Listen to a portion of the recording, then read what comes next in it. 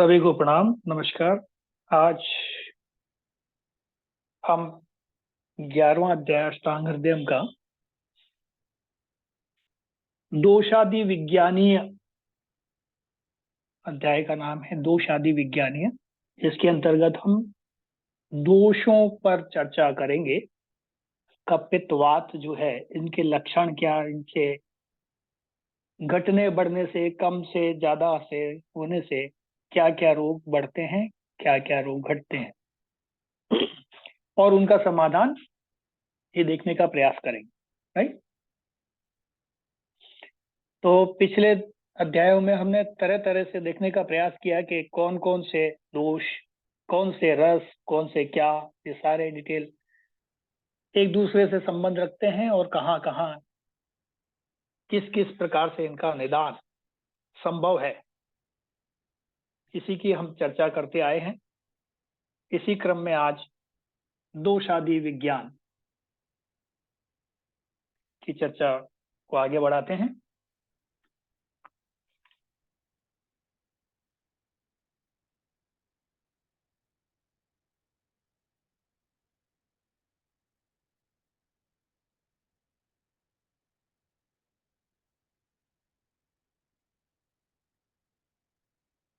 तो इस अध्याय में आज हम क्या जानेंगे? दोष धातु, मलों के सामान्य कर्म, बुद्धि, क्षय के लक्षण। क्षय होगा तो उनका लक्षण क्या होगा, यानी वो दोष कमजोर हो जाएगा तो क्या होगा, और ओज का वर्णन। ओज कैसे, यानी इम्यूनिटी हमारी जो है कैसे बनती है, क्या होता है, इसका क्रम क्या होता है, इस सब को जानने का आज हम प्रयास करने वाले हैं।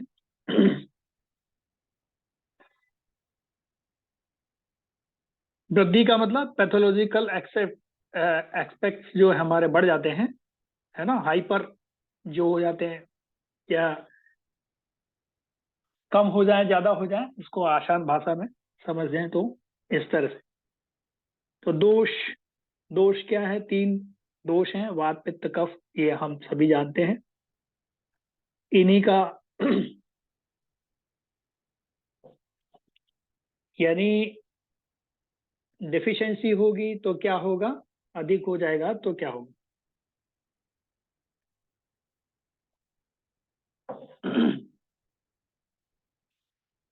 और साथ में 7 धातु है, रस रक्त मांस में अस्थि मज्जा शुक्र। इसके बाद जो बनता है ओज, ओज यानी इम्यूनिटी, जिसको इम्यूनिटी से कोरिलेट करके समझ सकते हैं हम।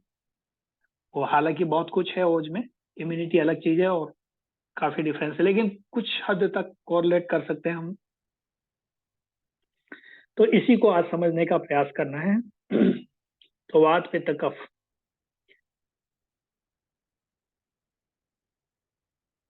तो अविकृत हो जाए यानी प्राकृत कंडीशन में उसके लक्षण क्या होंगे, है ना। अविकृत होने पर क्या लक्षण होंगे? विकृत और अविकृत दो शब्द। विकृति मतलब खराबी, अविकृत यानी ठीक ठाक अवस्था, सम अवस्था, जिसको अविकृत बोल सकते हैं। तो अविकृत में क्या देखने को मिलेगा? तो वात के लक्षण क्या क्या होंगे? उत्साह, हमारे जो वात शरीर में होता है ये उत्साह का काम करता है।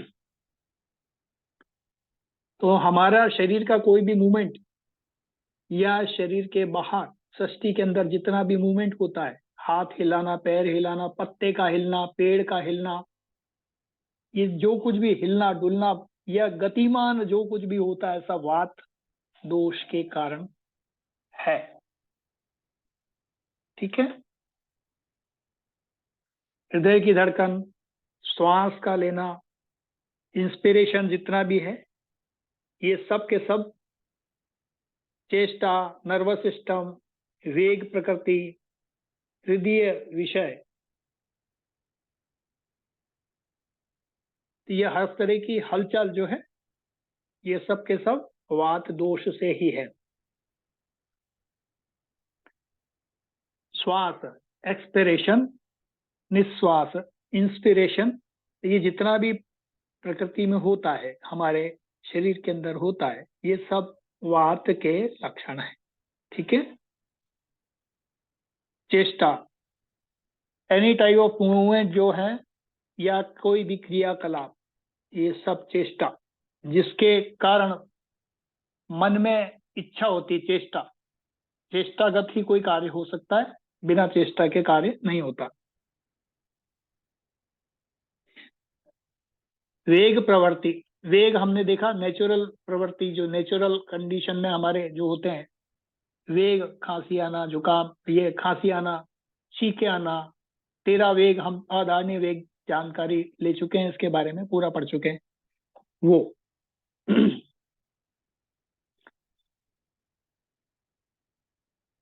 तो मलमूत्र की संवेदना, यह अर्जित निर्माण में या वेग प्रवृत्ति करने में भी वात का योगदान होता है, ऐसा समझेंगे।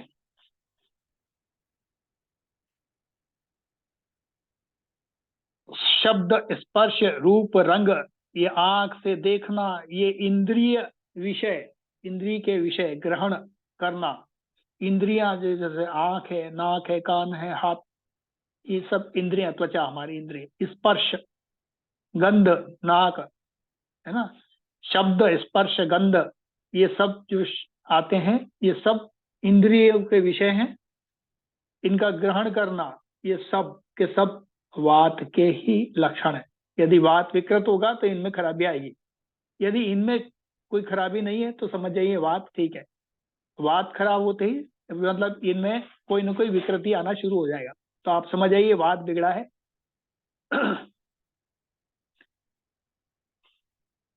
जैसे कान का सुनना, नाक से सुनना, जबान से रस का नियमन होना, त्वचा के द्वारा स्पर्श होना, स्वाद, अभी कोरोना काल में कुछ लोगों की कंप्लेन आती थी कि मुंह का स्वाद नहीं आ रहा, कान से सुनाई नहीं दे रहा, एक कान से सुनाई नहीं दे रहा है, फूलों की गंध नहीं आ रही, सुगंध में खुशबू कोई भी समझ में नहीं आ रही कि कौन सी सुगंध है ना, गंध, दुर्गंध पता नहीं लग रहा।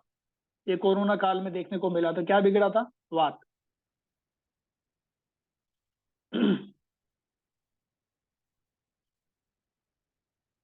तो फिजियोलॉजिकल वात जिम्मेदार है, यानी अविकृत, अविकृत जो विकृत नहीं हुआ है, बिल्कुल सामान्य अवस्था में, तो ये सारी फिजियोलॉजिकल जो एक्सपेक्टेशन जो होती हैं, ये सारी की सारी वात के कारण ही होती है।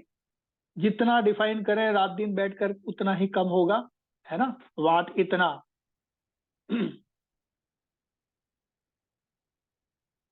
अब अविकृत पित्त दोष के लक्षण क्या हो सकते हैं? वो क्या क्या करता है? पाचन यानी डाइजेशन, मेदा, बुद्धि, स्थूलता,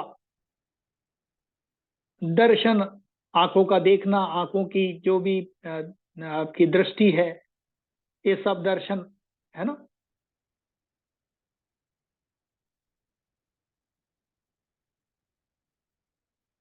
पचन यानी टिश्यू लेवल पे या किसी भी लेवल पे डाइजेशन का मामला कोई भी हो, तो ये सब इससे संबंध रखता है। तो मेटाबॉलिक जो भी प्रोसेस हो, उस सब के लिए अविकृत पित्त जिम्मेदार है।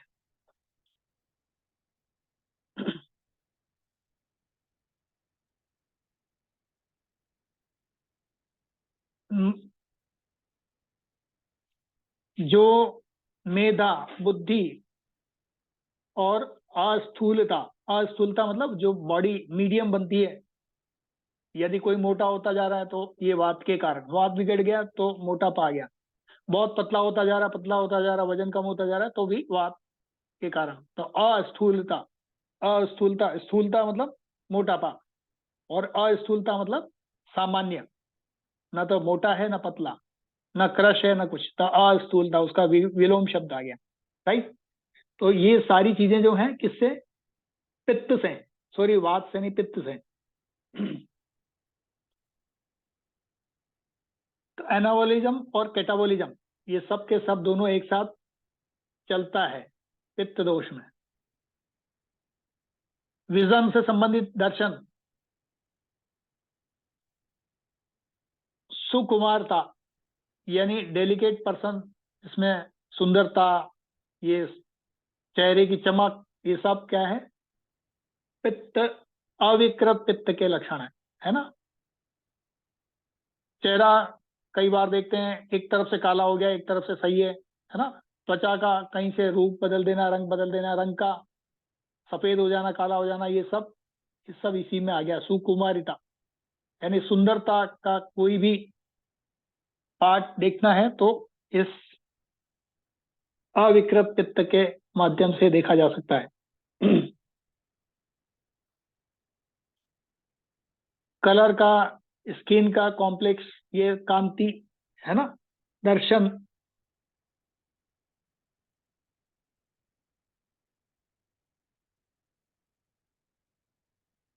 तो इस तरह से देखा जा सकता है। अविकृत कफ यानी शरीर की ताकत, क्षमता, रोग से लड़ने की क्षमता है ना, दृढ़ता, मजबूती शरीर की, स्निग्धता यानी स्किन सूखी नहीं है, एकदम चिकनी है, साफ है, साफ सुथरी।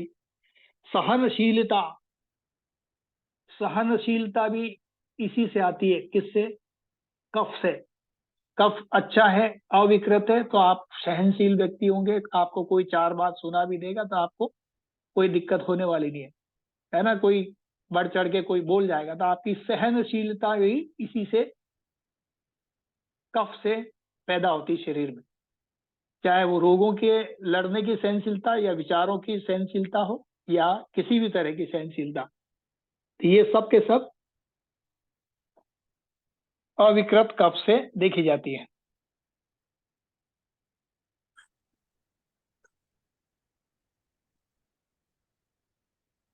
टॉलरेंस जिसको बोलते हैं हम, है ना, टॉलरेंस जिसको बोलते हैं ना, स्निग्धता, ये हो गया। अब संधियों को मजबूत करना यानी जोड़ों का जो कट कट पट पट आवाज आ रहा है, इसका मतलब कफ अविकृत, विकृत हो गया है, अविकृत नहीं है। अविकृत है यानी ठीक है, तो कोई दिक्कत नहीं होगी, आराम से आपके जोड़ बढ़िया मजबूती से काम करते रहते हैं। क्षमा,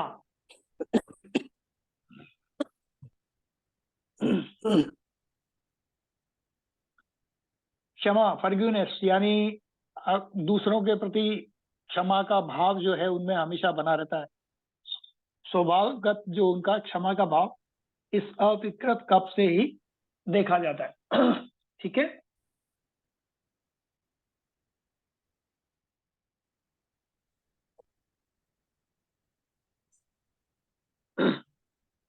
दया, क्षमा, ये सब जो है, किसी की कोई गलती है उसको माफ करने वाला है, तो यानी कफ प्रकृति उसके कफ अविकृत है, यानी विकृति उसमें नहीं है, कोई खराबी नहीं है कफ में, तो क्षमाशील होगा, दयावान व्यक्ति होगा, राइट। नहीं तो वो क्या हो गया, क्रूर हो जाएगा ना, इसका उल्टा क्या, क्रूर, है ना। तो दयालुता, क्षमाशीलता, ये सब के सब किससे आती है? अविकृत कफ से आती है।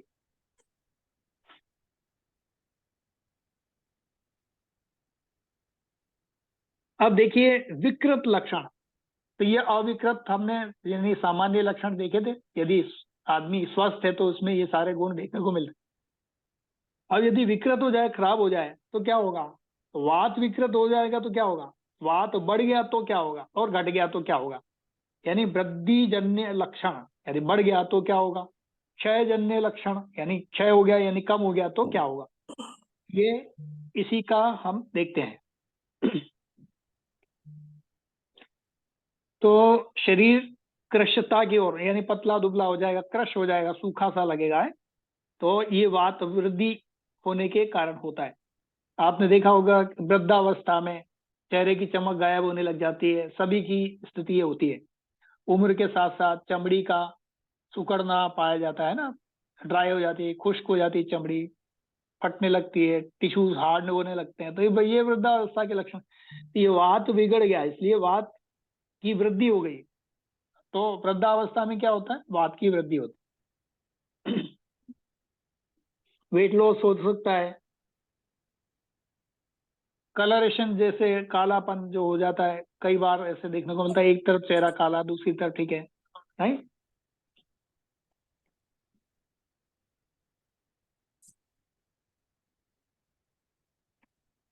उष्ण कामता यानी वात की वृद्धि होगी तो ये क्या है, वात का गुण क्या है, शीत है। तो यहाँ पर उष्ण कामता यानी उष्ण, शरीर की जो उष्णता है वो खत्म हो जाएगी, अग्नि तत्व यहाँ पे डाउन हो जाएगा और वात बढ़ जाएगा। वात बढ़ जाएगा तो शीतलता जो होती है शरीर में वो समाप्त हो जाएगी। राइट।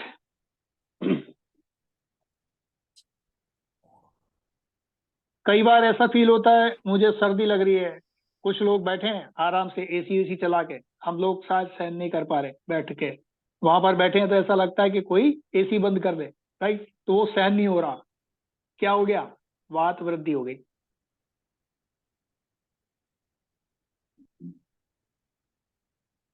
तो ऐसा लगता है ब्लैंकेट दे दे, कोई गर्म कुछ पे देने को दे दे, चाय कॉफी दे दे या ऐसा कुछ हो जाए, है ना।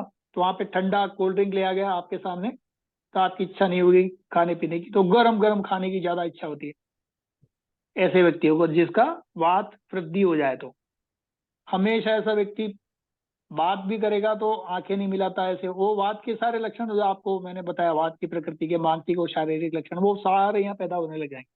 ठीक है।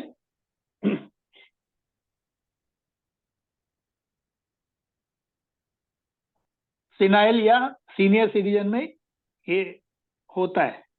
कंप, कंप हाथ पैर को कांपना, वृद्धावस्था में आजकल देखते हैं ना, कई बार हाथ पैर कांपने लग जाते हैं, हाथ पैरों में जान नहीं रहती है, वात की वृद्धि हो जाती है जरूरत से ज्यादा, तो फिर ये हो जाता है। राइट, कंप। कुछ लोग इसको कंपवात भी बोलते हैं, है ना। एक कंपवात वाली स्थिति पैदा हो जाती है, इंसोमेनिया जिसको बोलते हैं। मलावरोध यानी मल का अवरोध, कॉन्स्टिपेशन जैसी चीजें देखने को मिलती है। निंद्रा नाश, नींद ही नहीं आती है। आपने देखा होगा वृद्ध आदमियों को या बुढ़ापे में, वृद्धावस्था में सीनियर सिटीजन को देखेंगे तो आप क्या होगा, नींद बहुत कम आ रही थी। बाकी लोग, आप बच्चे बूढ़े जवान, बच्चे को और जवान को आदमी को बोलोगे सोने को जब चाहे जब सो जाएगा, लेकिन जिसकी वात वृद्धि हो चुकी है, चाहे वो बच्चा बूढ़ा हो कोई भी हो, ज्यादातर सीनियर सिटीजन को या एज बढ़ने के बाद में नींद बहुत कम आती है। रात को देर से सोएगा बंदा, सुबह जल्दी भी उठ जाएगा, है ना, तो नींद आती ही नहीं। कई बार तो पिल्स लेनी पड़ जाती है, ऐसी कंडीशन हो जाती है।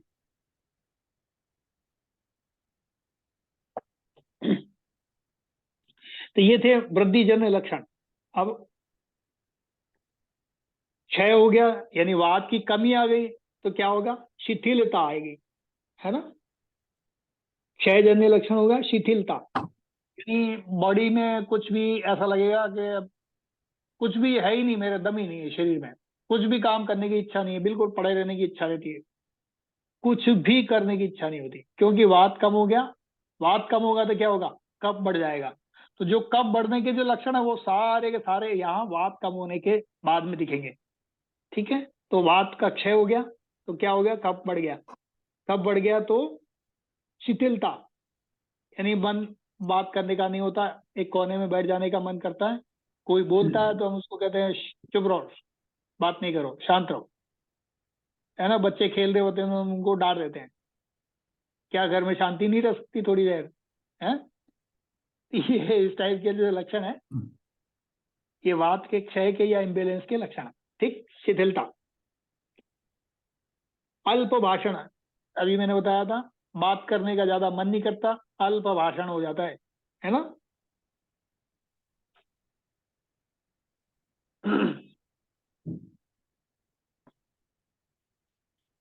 तो ऐसे व्यक्ति से बात करो तो वो झिड़कने लगता है, बोलने के लिए भी कई बार सोचता है। ये कफ वृद्धि के लक्षण, ये कंफ्यूजन हो जाता है ब्रेन के अंदर, ऐसा लगता है कि दिमाग एकदम बंद हो गया है ना। कंफ्यूजन रहेगा, किसी भी बात को करेगा तो कंफ्यूजन रहेगा उसके बाद में। कोई भी बात कहेगा, अच्छा क्या पता ऐसा तो हुआ था क्या, है ना। ऐसे मानसिक लक्षण देखने को मिले। ठीक, संज्ञा मोह, चुनाव को देखते हुए जिन्हें 21 विधायकों को शपथ दिलाई गई है उसमें जातीय समीकरण का संज्ञा मोह, संज्ञा सर्वनाम आपने पढ़े ना, वही बस वही। तो संज्ञा मोह यानी व्यक्ति विशेष या स्थान विशेष से मोह खत्म हो जाता है, कुछ भी करने का मन नहीं करता, एकांत में बैठने का मन करता है। तो कब वृद्धि के जितने भी लक्षण है वो सारे के सारे हो जाएंगे। अब देखते हैं पित्त के बारे में। पित्त बिगड़ जाएगा, वृद्धि हो जाएगी तो क्या होगा? भूख प्यास दाह, शरीर में जलन होने लग जाएगी, स्किन डिजीज होने लगेगी, शरीर पे लाल दाने। सर स्क्रीन पे नहीं आ रहा है। हाँ जी, स्क्रीन पे हाँ तो रहा है, मुझे तो दिख रहा है। आ रहा है आ रहा है। आपका नेटवर्क इश्यू होगा। हाँ, आपका नेट डाउन हाँ। है। अब आया है। आपका नेट डाउन है, हाँ। चलिए आगे बढ़ते हैं। तो फिर और क्या क्या होगा अब देखते हैं अपन। पित्त, पित्त के बारे में। भूख प्यास यानी प्यास ज्यादा लगेगी और भूख भी ज्यादा लगेगी, झूठी भूख जिसको बोलते हैं ना। अभी खाना खाया था, थोड़ी देर बाद फिर भूख लग जाएगी, अभी तो कहेंगे घर वाले अभी तो खाया था, क्या हुआ भाई? तो फिर कभी कभी ऐसी झूठी भूख लगने लग जाती है। तो ये पित्त वृद्धि के लक्षण है। प्यास, गला सूखने लगेगा, पानी पीने की बार बार इच्छा होगी, ये सब पित्त वृद्धि के लक्षण है। दाह, जलन, शरीर में कहीं भी स्किन डिजीज, इस टाइप की चीजें। अनिद्रा, नींद आएगी तो नींद आते समय छटपटाहट जैसी लगेगी, अजीब सा फील होगा कि जैसे कोई चींटी चल रही है या ऐसा कुछ हो रहा है, अजीब सा, मतलब घबराहट सी जैसी होती है ना। वात की नींद अलग है, वहां पे नींद खुल जाती है, यहाँ पर आती ही नहीं है। पित्त बढ़ गया तो नींद में, दोनों में अंतर है। देखिए दोनों में कंपेरेटिव स्टडी करेंगे तो क्या देखेंगे? वात की नींद कैसी है? वात की नींद ऐसी है कि नींद तो आई है थकान के कारण, बेवजह काम नहीं किया था, फिर भी थके थके से महसूस हो रहे थे, लेकिन फिर भी नींद आ रही थी, लेकिन हम सो नहीं पा रहे हैं बस। लेकिन यहाँ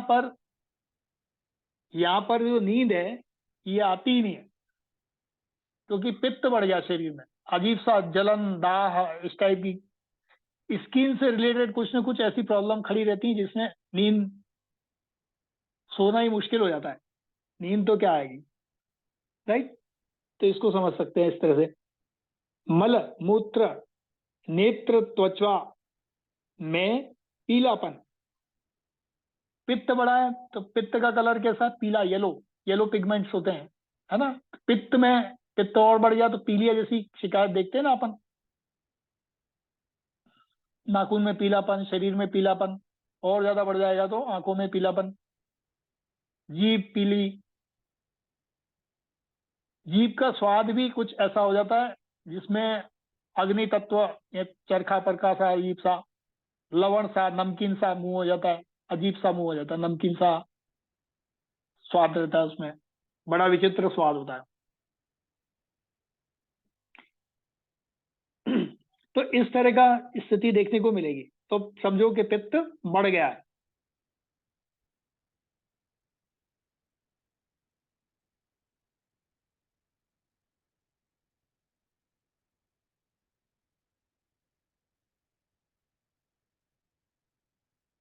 अब इरिटेशन के कारण जो इंसोमिनिया होता है, ये नींद न आना, अनिद्रा, वो पित्त के अंदर देखने को मिलेगा। ठीक है।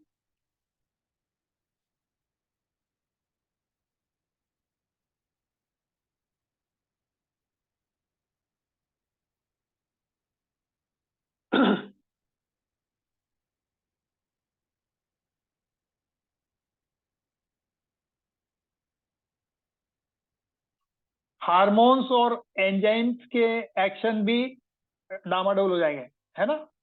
तो कहते हैं ना हार्मोनिकल डिसऑर्डर जिसको बोलते हैं, तो इस तरह की, और वर्ण कलर की, कांति की हानि हो जाएगी। ठीक है।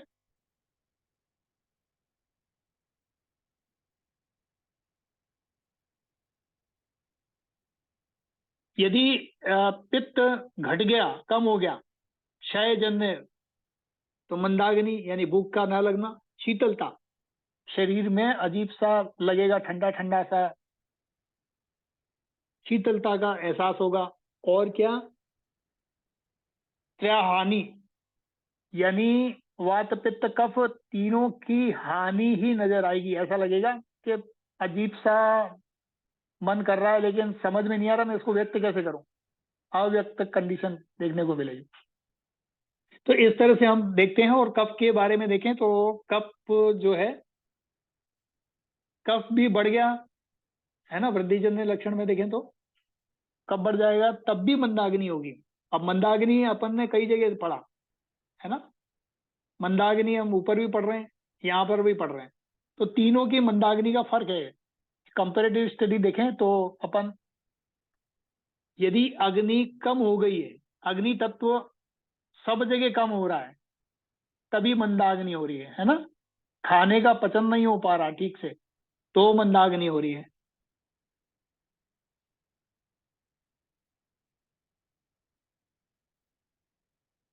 जब कफ बढ़ेगा तो निंद्राधिक्य, ज्यादा नींद आएगी, क्योंकि शरीर में भारीपन लगेगा, कुछ काम करने का मन नहीं करेगा। मैंने कहा था क्षय जन्य लक्षण जो वात के थे, यानी वात का क्षय हो गया, तो कफ के सारे लक्षण वो एज इट इज दिखने को लगेंगे।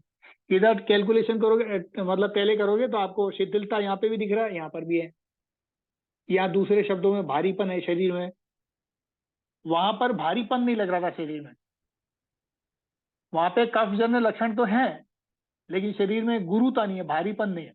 यहाँ पर तो ऐसा लगेगा शरीर का बोझ, जो वजन है वो शरीर से ढोया नहीं जा रहा, ऐसी कंडीशन लगेगी, इतना भारीपन लगे, गुरुता का एहसास होगा। जगह जगह हाथ भारी, पैर भारी, सिर भारी, है ना। तो ये कफ वृद्धि हो गई तो ऐसे लक्षण देखने को मिलेंगे, क्योंकि कफ का काम ही वृद्धि करना है, इकट्ठा हो गया हो। जैसे जुकाम में होता है, कई बार जुकाम में मन नहीं करता बात करने का, अजीब सा फील होता है, कफ बढ़ गया, अंदर कफ गड़गड़ कर रहा है, तब ऐसा होता है। खाने का पाचन नहीं होगा, खाना खाने के बाद में क्या होता है, नींद लेने की इच्छा होती है, तो क्या हुआ, वो कफ बढ़ गया। इसलिए इसलिए खाने के बाद में कटु तिक्त कषाय रस वाली चीजों का सेवन करना श्रेष्ठ होता है, ताकि खाना ठीक से पच सके। नहीं तो क्या होगा, काम करने की इच्छा नहीं होगी। खाना खाते ही हमको क्यों नींद आती है, इसीलिए आती है क्योंकि कफ बढ़ता है।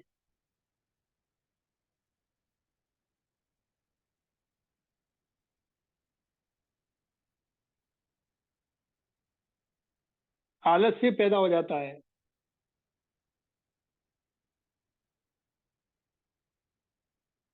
तो यहाँ पर क्षय का मतलब ट्यूबरक्लोसिस नहीं है, डिफिशियंसी है। ठीक है, दोनों का फर्क है। एक तो क्षय रोग यानी ट्यूबरक्लोसिस वाला, एक क्षय यानी डिफिशियंसी।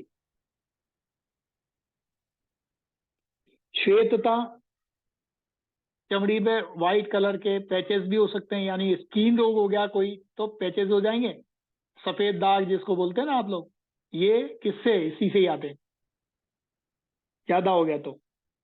श्वेतता यानी शरीर में श्वेतता, श्वेत रंग की तरफ शरीर बढ़ने लग जाएगा। और शीतलता, ठंड सी महसूस होने लगेगी।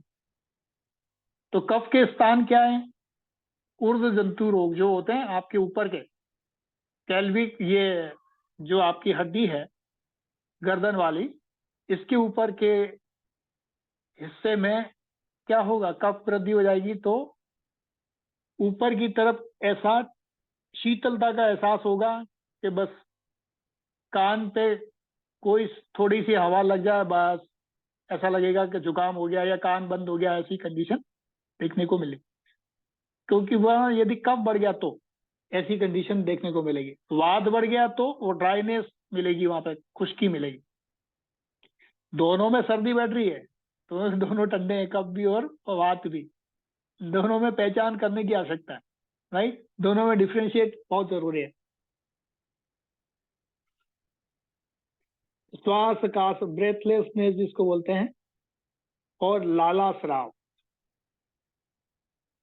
यानी लाला स्राव, रेड कलर का स्राव नहीं, लाला स्राव का मतलब लार, जो ग्रंथियां हैं हमारी उनमें से स्राव ज्यादा बढ़ने लग जाएगा, ठीक है, ग्लैंड्स सिक्रेशन ज्यादा होने लग जाएगा।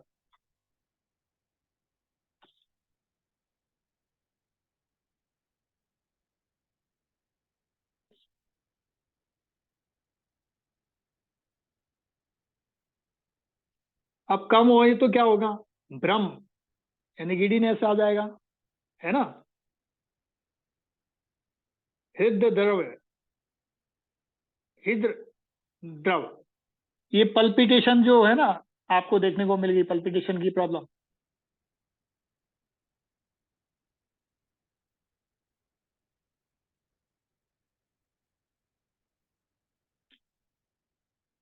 यहाँ पर क्या हुआ, जैसे ही कफ का क्षय होगा तो वात की वृद्धि हो जाएगी, तो वात की वृद्धि वाले सारे लक्षण यहाँ देखने को मिलेंगे आपको। आप इसको क्रॉस चेक कर सकते हैं, यानी पहले वाले कॉलम में जो लिखा है ना ऊपर, वात के पहले कॉलम में जहाँ वृद्धि जन्य लक्षण, इसको उठा करके आप यहाँ रख सकते हो कुछ हद तक, लगभग लगभग उसके समीप रख सकते हो। इतना नहीं कि वहाँ एक जैसा टेले करके नकल मार के वहां कॉपी पेस्ट कर दिया, लेकिन हाँ कुछ हद तक, राइट, कुछ हद तक क्या मतलब, ज्यादातर कंडीशन में ऐसे ही दिखेगा। भ्रम, भ्रम की अवस्था हो जाएगी।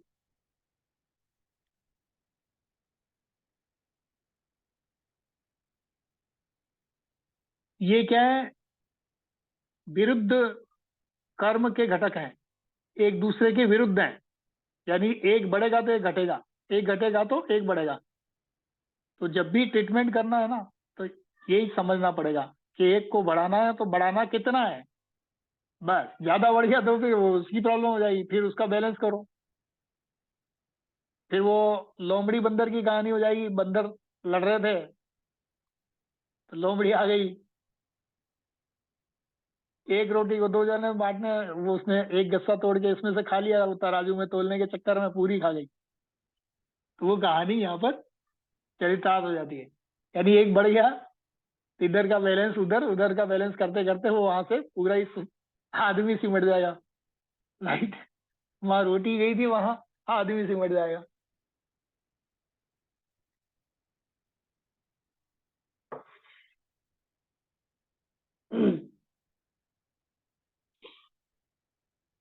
तो ये फिजियोलॉजिकली और या पैथोलॉजिकली बैलेंस बहुत जरूरी है इनका, है ना।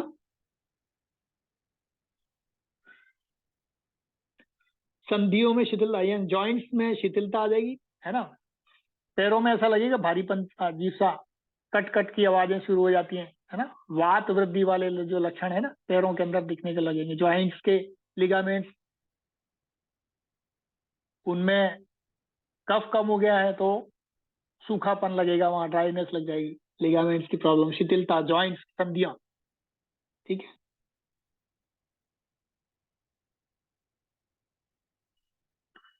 जो कफ के स्थान है उसमें क्या होगा, रिक्तता आ जाएगी, रिक्तता। जैसे ब्रेन है, ब्रेन में भी कफ का स्थान है, यानी 25%, आज का आधुनिक विज्ञान क्या बोलता है, 25% जो ब्रेन में बॉडी का कोलेस्ट्रॉल यूज होता है। तो कोलेस्ट्रॉल कम करने की आपने दवाई दी तो आपकी मेमोरी लॉस हो जाएगी, क्यों, क्योंकि 25% तो ब्रेन के पास ही है, बाकी 75% तो बाकी जगह पूरी बॉडी में बटा हुआ है। एक जरा सा 25% लेके बैठा है पार्ट बॉडी का, और एक पूरे शरीर में बटा हुआ है, सारे जॉइंट्स में ज्यादातर, है ना। तो 20, अब जैसे ही कहीं कम करोगे, कोलेस्ट्रॉल कम करना है, कम करने की जो भी दवाई लोगे तो मेमोरी लॉस हो जाएगा, फिर जॉइंट्स में प्रॉब्लम शुरू हो जाएंगी, यानी हार्ट को ठीक करोगे तो ये प्रॉब्लम शुरू हो जाएंगी। इसलिए बैलेंस करके करना, वहां पर समझना पड़ेगा क्यों हुआ, कारण क्या है, पहले कारण हटाने पड़ेंगे फिर निवारण होगा। इसलिए अक्सर कर जो भी जिनको बीपी की शिकायत रहती है, जो गोली लेते हैं कोलेस्ट्रॉल को कम करने की, वो सब थोड़े दिन बाद में मेमोरी लॉस के शिकार हो जाते हैं। आंखों पे चश्मा रख करके कहते हैं मेरा चश्मा ढूंढो, पूरा परिवार लग जाता है चश्मा ढूंढने में। अब आंखों पे रखा हुआ है चश्मा, लेकिन सब लोग मिलके ढूंढ रहे हैं, किसी का भी दिमाग नहीं चल रहा वहां। क्योंकि घर के बड़े सदस्य ने बोला है तो ढूंढो सब मिल करके। कोई उधर कमरे में दौड़ लगा रहा है, कोई उधर कमरे में दौड़ लगा रहा है ना। तो ये ऐसी स्थितियां देखने को मिलती कई बार।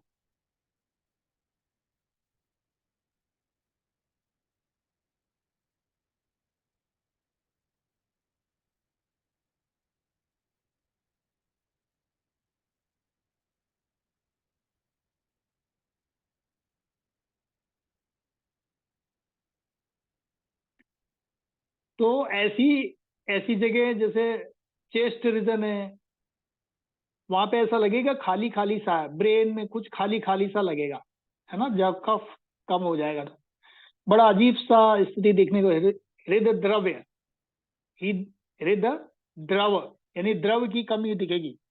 हृदय यानी जीने के योग्य जो द्रव्य चाहिए, बॉडी में द्रव पदार्थ होना चाहिए, लिक्विडिटी, वो कम होते ही सब जगह आपको खालीपन सा महसूस होगा, बड़ा अजीब सा लगेगा कि कुछ है ही नहीं जीवन में, राइट।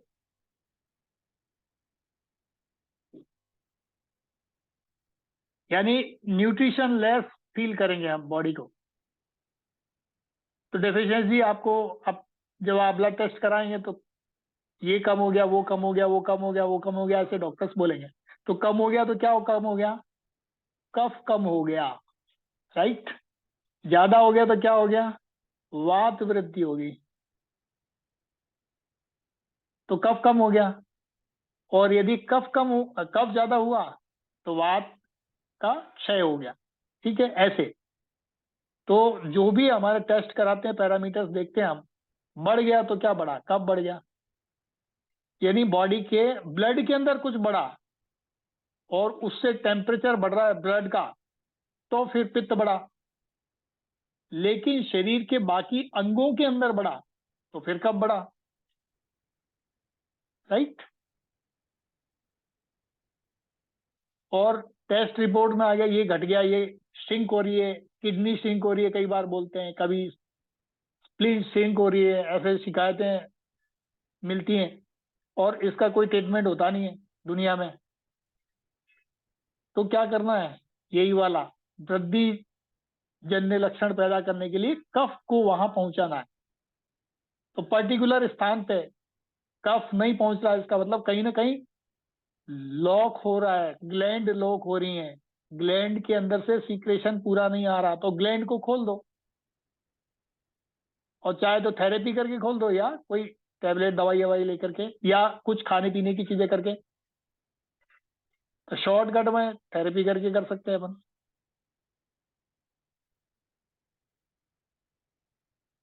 तो इस तरह से हमको समझना है कि क्या कम हो गया, क्या बढ़ गया, तो वो बैलेंस कर देना हम।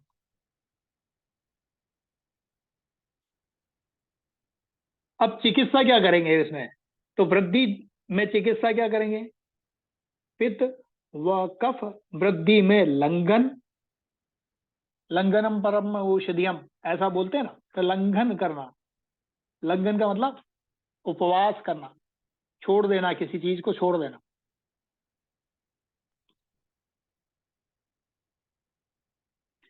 तो पित्त व कफ वृद्धि में लंघन करना और अपतर्पण करें। लंघन या अपतर्पण, अपतर्पण, तर्पण का मतलब न्यूट्रिशन देना, और अपतर्पण का मतलब न्यूट्रिशन लेस करना। तो अब इसको समझना है, पंचकर्मा किसको करना, पंचकर्मा क्या कर रहा है, वहां से जो कुछ भी जमा है टॉक्सिन या न्यूट्रिशन, एक्सेस न्यूट्रिशन ब्लॉकेज के कारण है, तो क्या करना, वहां से उस स्थान को खाली कर देना। वो गंदगी के रूप में इकट्ठा हो गया ना, तो क्या करना, अपतर्पण करना उसको। तो पंचकर्मा ऐसे लोगों को जरूरत पड़ती है, लेकिन हम लोग क्या करते हैं, हर एक किसी को पकड़ो पंचकर्मा कर दो, चाहे बेचारे को जरूरत ही नहीं हो। इसीलिए रोग ज्यादा बढ़ रहे हैं, बीमारियां ज्यादा हो रही हैं, ठीक है।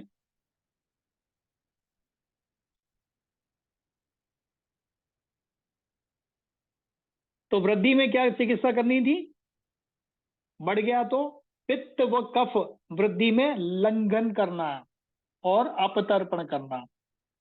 और वात वृद्धि में संतर्पण या व्रहण करना। ग्रहण करना मतलब वृष्य या न्यूट्रिशन देना, यानी कोई ऐसा ऑयल या घी ऐसा औषधियों के साथ में बना करके देना जो उस अंग को सीधे पहुंचाना, न्यूट्रिशन देना है। ठीक है, जिस अंग की ये प्रॉब्लम हुई है, वहां पर वात की वृद्धि हुई है, तो उस अंग में पहुंचा देना सीधे। तो ये एक चिकित्सा है।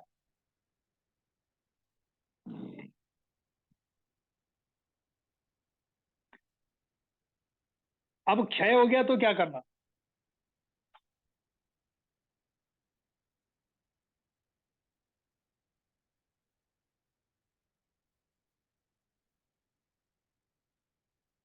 तो यानी सब तरह की न्यूट्रिशन बढ़ाना वात वृद्धि में, और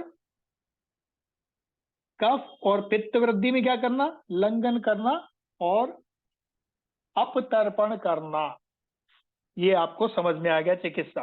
अब हम आगे बढ़ेंगे।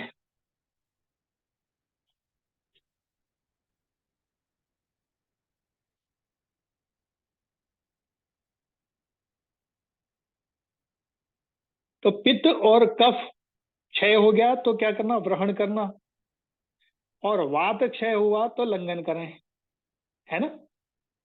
वात क्षय हो गया, कहीं वात कम हो गया है, तो ये जो तर्पण या ये जो लंघन करते हैं ना, लंघन करने से, उपवास करने से वात की वृद्धि होती है ना? वो स्थान खाली हो जाएगा, वो यूज हो जाएगा। तो क्या होगा?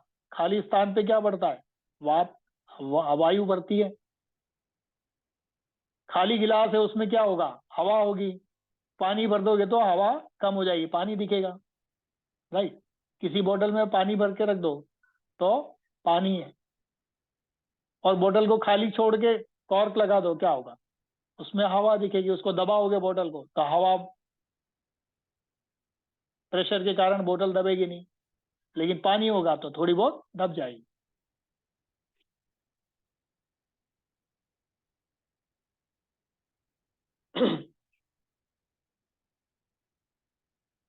तो लंघन करते हैं या फास्टिंग करते हैं, इसको फास्टिंग भी बोल सकते हैं। आजकल इंटरमीडिएट फास्टिंग और ये सारे अलग अलग नाम रख दिए गए हैं। जहाँ जो चीजें हम हजारों साल से करते आए हैं, वही अब वो कहते हैं हमने रिसर्च करके लाए हैं। हम तो यहाँ हजारों साल से यही काम कर रहे हैं ना।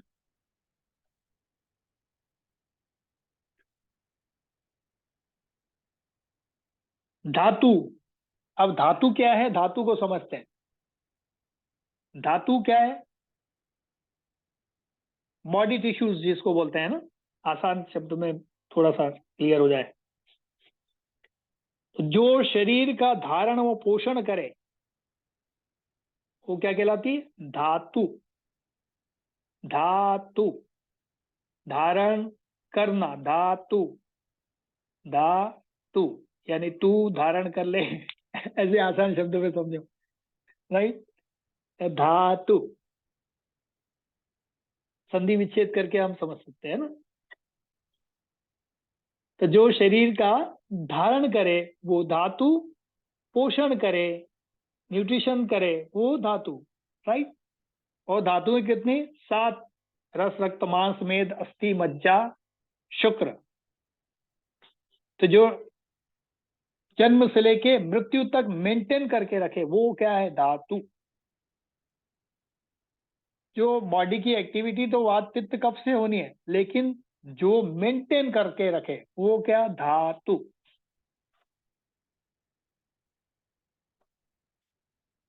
तो इसका जो वात पित्त कफ यानी चलाने का मीडिया क्या होगा? धातु। तो वो है धातु। मीडिया, जैसे मीडिया चाहिए ना किसी चीज को चलाना है, तो शरीर को चलाना है तो मीडिया क्या है? धातु।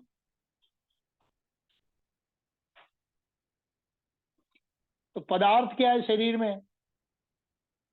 पदार्थ धातु।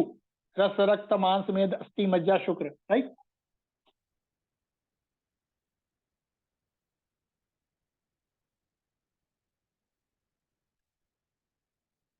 रस का मतलब बॉडी में जितने भी ऑल द लिक्विड्स जितने भी आते हैं वो सब। रक्त का मतलब जितने भी रक्त के अंदर आरबीसी, डब्ल्यूबीसी, ये बाकी जो चीजें दिखती हैं आपको, ब्लड टेस्ट कराते हैं आपको, तो ये रक्त।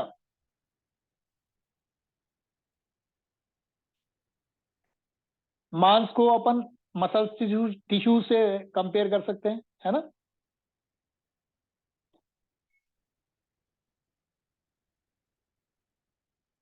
मेद धातु यानी क्या है, इसको इंग्लिश में कंपेयर कर सकते हैं तो फैट या एडिपेट टिश्यू से इसकी कंपेयर कर सकते हैं, ठीक है।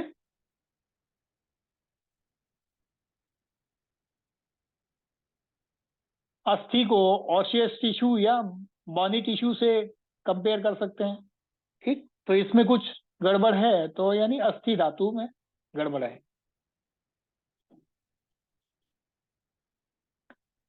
मज्जा, मज्जा को नर्वस टिश्यू या बोन मेरो से कंपेयर कर सकते हैं, राइट।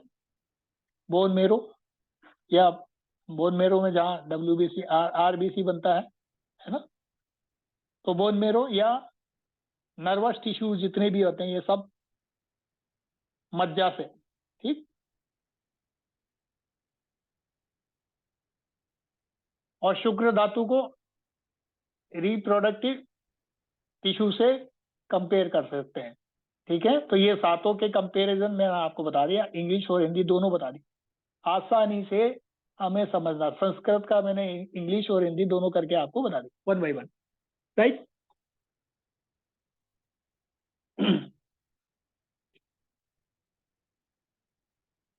तो किससे क्या कोरिलेशन हो सकता है, किसी का क्या रिश्ता बन सकता है।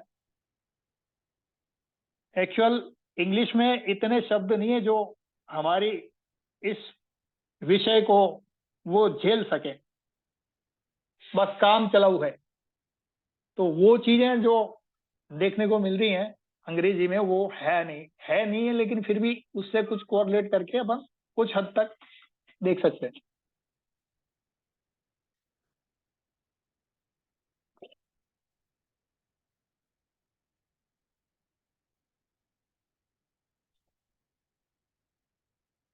तब आगे बढ़ते हैं अब अपन, और थोड़ा सा और देखते हैं कि अविकृत प्राकृत लक्षण क्या हो सकते हैं।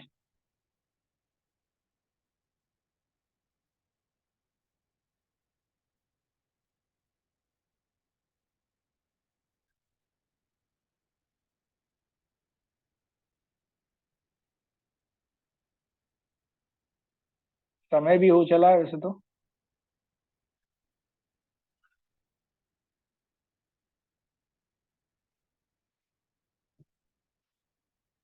चलिए इसको ले लेते हैं थोड़ा 5-1 मिनट और। तो एक श्लोक है महर्षि वाग्भट का बनाया हुआ, प्रीणनम जीवनम लेपनम स्नेहनम, है ना। इस तरह से एक श्लोक है, ये पूरा इसका एक एक का जो संबंध है उसको हमने सामने।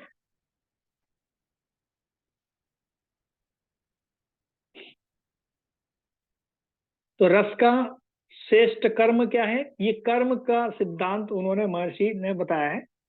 तो श्रेष्ठ का रस का जो प्रीणन प्रीणन करना, यानी रस का इंस्टेंट एनर्जी को हम इससे कोरिलेट कर सकते हैं। प्रीणन,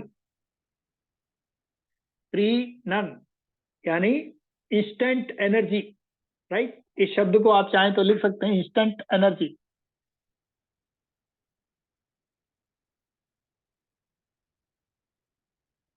लिखते भी चलिए साथ में, हो सकता है बाद में आपको याद ना रहे।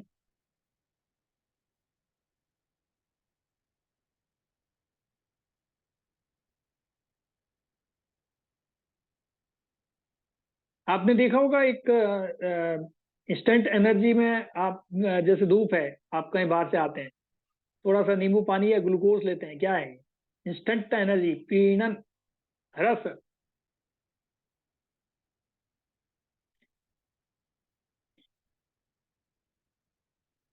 तो इंस्टेंट एनर्जी या प्रीणन कर्म, नींबू पानी लेते ही एनर्जी मिल जाती है। अच्छा सा फील होता है, आनंददायी अवस्था को प्राप्त होते हैं। रक्त क्या है? जीवन है, यानी जीवनम जो बोला है, जीवन है, यानी लाइफ सस्टेन करना। रक्त के बिना कोई व्यक्ति का लाइफ सस्टेन हो सकता नहीं। रक्त कम होते ही बोलते हैं चढ़ाना पड़ेगा, राइट, तुरंत। रस कम होते ही नहीं बोलते हैं, रस कम होगा तो फिर भी कुछ व्यवस्था बन जाएगी, लेकिन रक्त कम होते ही तुरंत बोल देंगे भाई चढ़ाना पड़ेगा।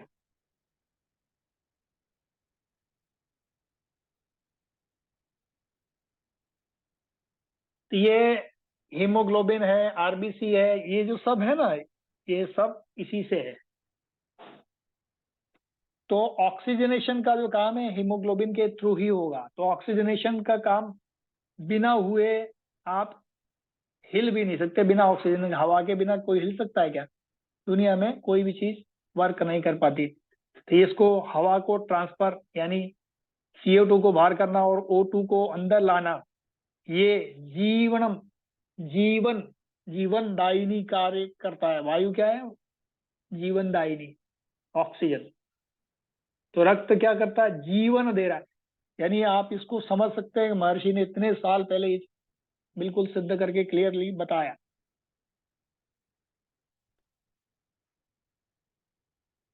तो हीमोग्लोबिन, आरबीसी और ये इनके ऑक्सीजनेशन का जो कार्य होता है बॉडी के अंदर, इन्हीं के माध्यम से होगा, ये पहले बताया। कई बार आपने देखा होगा रोड एक्सीडेंट पे किसी पे जिसका ब्लड ज्यादा बह गया है, तो फिर क्या होगा?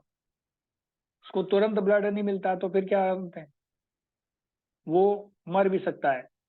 इसलिए उसको तुरंत उठा करके ऐसी स्थिति में लाया जाता है, चाहे 108 में लाओ या किसी भी तरह से हॉस्पिटल पहुंचा के उसको ब्लड चढ़ा दे, ताकि ब्लड चढ़ाने से पता नहीं ना कितना ब्लड निकल गया। तो जितना एक अंदाज से कोशिश की जाती है कि उसको कुछ चढ़ा दे, थोड़ा रिलीफ हो जाएगा।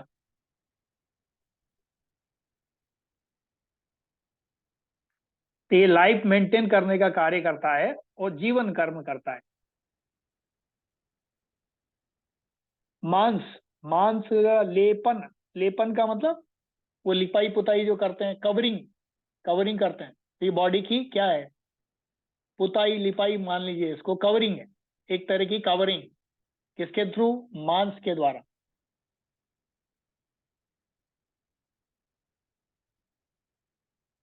बॉडी एलिमेंट्स जैसे हड्डियां हैं, इनके ऊपर लेपन किया हुआ मांस की कवरिंग है।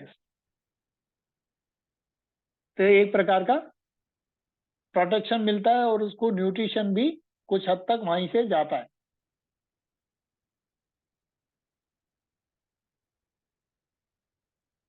तो मेद का स्नेहन यानी लुब्रिकेशन, ये एडिपो टिश्यू है। एडिपो टिश्यू ये तो क्या करता है? लुब्रिकेशन का काम कर देखता है बॉडी के अंदर, स्नेहन का कार्य।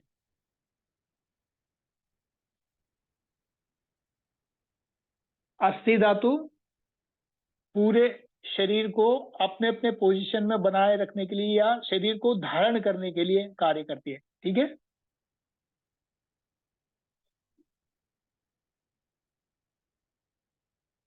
जैसे कई बार हड्डियां बिगड़ जाती है, ये वर्टिब्रल प्रॉब्लम हो जाती है, या सर्वाइकल या स्लिप डिस्क या इस टाइप की चीजें, हड्डी एक स्थान से दूसरे स्थान से सरक जाती है ना?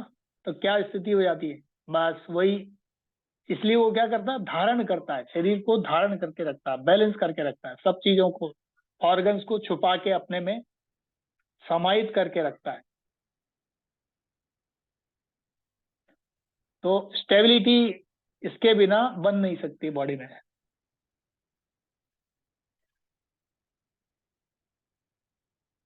तो मज्जा धातु क्या है? पूर्ण। तो ब्रेन टिश्यूज जो है ये पूर्ण का कार्य कर रहे हैं, ब्रेन, है ना? तो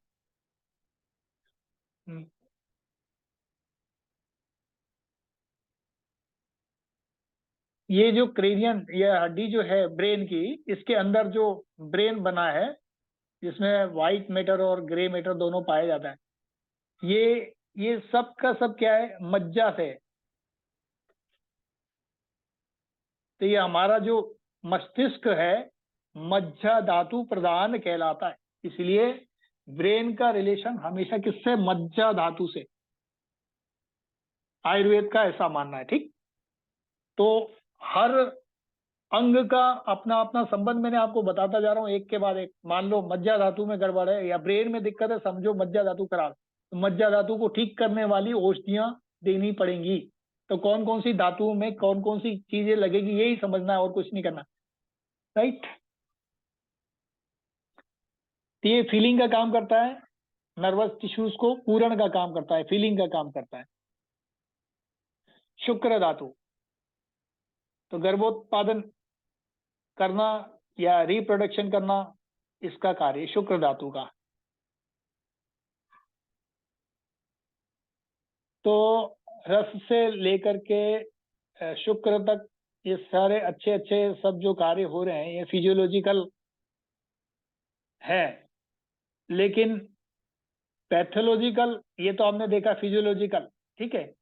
अब मान लो पैथोलॉजिकल बिगड़ जाता है इसमें, तो रस में कुछ पैथोलॉजिकल बढ़ गया या घट गया, इनके विकृत लक्षणों को हम अगली क्लास में देखेंगे, नेक्स्ट क्लास में, क्योंकि आज समय हो चुका है।